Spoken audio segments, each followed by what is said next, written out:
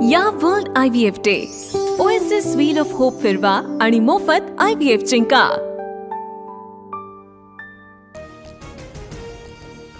मराठा आरक्षणाबाबतचा निर्णय कायद्याच्या चौकटीमध्ये बसणारा, मराठा समाजाला कुणबी प्रमाणपत्र मिळणार, ओबीसी समाजाचे नुकसान करणार नाही, उपमुख्यमंत्री शिंदेंकडून स्पष्ट। नागपूरमधील ओबीसी आंदोलनाला मुख्यमंत्री फडणवीस उद्या भेट देणार, बबनराव तायवाडे यांच्यासह आंदोलकांशी फडणवीस चर्चा करणार।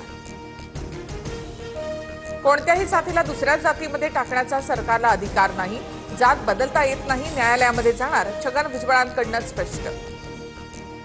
ओबीसी आरक्षण संपवणारा GR घुसखोरी करणाऱ्यांना सरकारने वाट करून दिली, सरकारने बेकायदेशीर GR काढला असं म्हणत लक्ष्मण हाकेंनी GR फाडला। दुसऱ्यांच्या आरक्षणात कशाला लुडबुड करता, ज्यांना फार कळतं त्यांनी अतिशहाणपणा करू नये, राधाकृष्ण विखे पाटलांनी हाकेंना सुनावलं। चंद्रशेखर बावनकुळेंच्या अध्यक्षतेमध्ये ओबीसींसाठी स्वतंत्र मंत्रिमंडळ उपसमिती गठीत, भुजबळ, गणेश नाईक, गुलाबराव पाटील, संजय राठोड, पंकजा मुंडेंसह अतुल सावे, दत्तात्रय भरणे सदस्य असतील, सूत्रांची माहिती। कॅबिनेट बैठकीवर छगन भुजबळ यांचा बहिष्कार, मराठा आरक्षणावरून काढलेल्या GR वरून भुजबळ नाराज। भुजबळांची नाराजी म्हणजे शासनाचा GR पक्का, भुजबळ अभ्यासू नेता म्हणूनच बैठकीतून बाहेर पडली, मनोज जरांगे यांची प्रतिक्रिया। जरांगेंच्या उपोषणावेळी राजकीय गडबडीमध्ये विचार करायला वेळ मिळाला नाही, जरांगेंनी सहन केलेल्या त्रासापेक्षा त्यांना कमी मिळालं, काही प्रमाणामध्ये जरांगेंची फसवणूक झाली, असीम सरोदे यांचं विधान। नवीन काही मिळालं नाही, जुनीच माहिती सरकारने कागदावर लिहून दिली, विनोद पाटील यांची टीका। तर आरक्षणावर चर्चा सुरू होती तेव्हा विनोद पाटील ताजमध्ये झोपले होते, विखे पाटील यांचा पलटवार।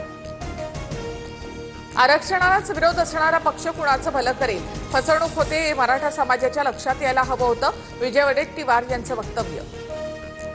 किडे मकोड्यांचं ऐकू नका, मी चुकलो तर पुन्हा GR काढायला लावीन, जर GR मध्ये काही बदल असतील तर ते मी करून घेणार, जरांगेंचं मराठा समाजाला आश्वासन।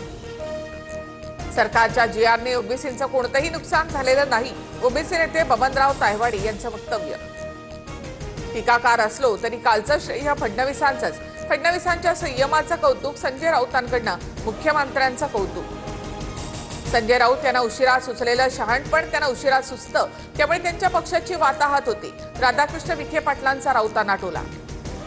नवी मुंबईत गुलाल उधळणारे शिंदे काल कुठे होते, प्रकरण चिघळत राहावं असं शिंदेना वाटत होतं का, राऊतांचा सवाल।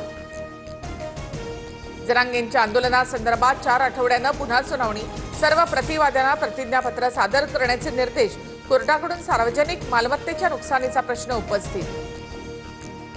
छत्रपती संभाजीनगरच्या गॅलेक्सी रुग्णालयामध्ये जरांगे यांच्यावर उपचार सुरू, रुग्णालयाच्या बाहेर पोलिसांचा कडेकोट बंदोबस्त तैनात। मराठा आंदोलनाच्या पार्श्वभूमीवर 9 गुन्हे दाखल, बेकायदेशीर जमाव आणि रस्ता अडवल्याप्रकरणी कारवाई।